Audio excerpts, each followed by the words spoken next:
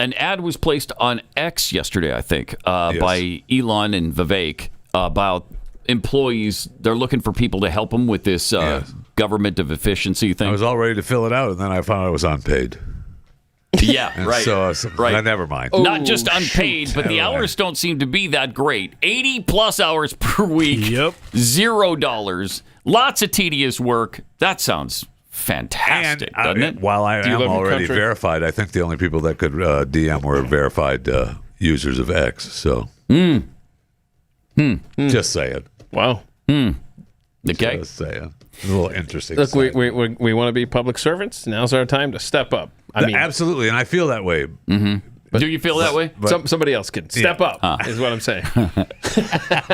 So Ron Paul's been talking about the Department of Government Efficiency. He had this to say yesterday.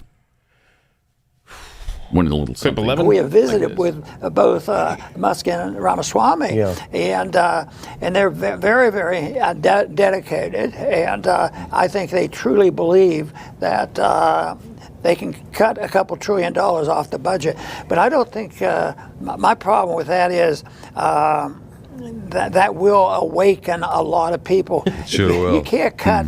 You can't cut $2 trillion without annoying a couple people. Well, there's tough. no doubt about that. Yeah. Tough. Yeah, people are going to be annoyed. That's everybody. exciting. We talked about that before. I mean, everybody is all for the cuts. Until they show up in your house. And by the way, Vivek does have plans to reach out to Ron Paul for assistance. And these are just recommendations, by the way. They don't have any authority. It got to be due in by, what was it? July 4th, 2026. And then we're going to start slashing. Because that'll be in time for the fiscal year 26-27. Okay. And that's also our 250th anniversary. Yep. That's going to be really cool. Yes, it is. 250 years as a nation.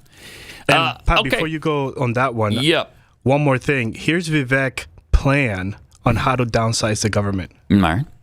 Get in there on day one.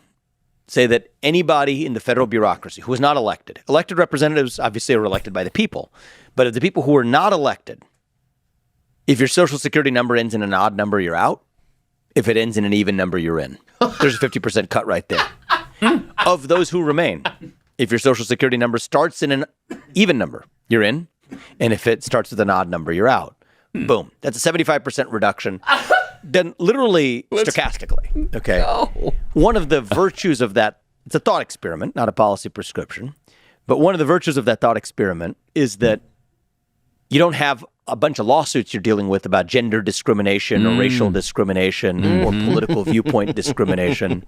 Actually, the reality is you've, at mass, you didn't bring the chisel, you brought a chainsaw.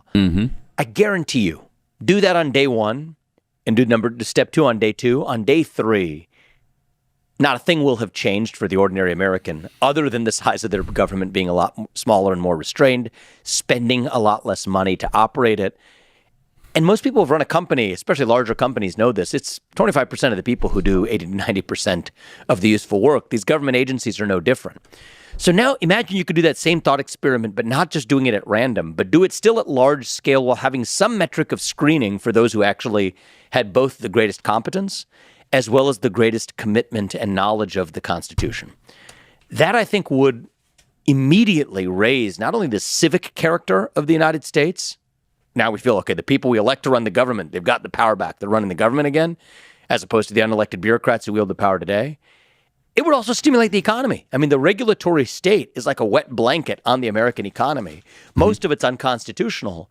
All we require is leadership with a spine to get in there and actually do what conservative presidents have maybe gestured towards and talked about, but have not really effectuated ever in modern history. Nice. Okay. Exactly. That'd be interesting if they just come in and start cutting people because, well, you had an odd number at the end of your Social Security. Or reverse it, whatever the case. I mean, just do that. And then once you're through that, then you can go back and revisit some of those employees because some of those employees may have been in the 25% that are productive employees. Bring them back in. You can bring them back in. But not right now. Be interesting to see if something along those lines happens, because I'd still be somewhat the surprised. answer to that is no. That's kind of what I think to watch. But it is fun, yeah, and it gives the left something to talk about and cry about.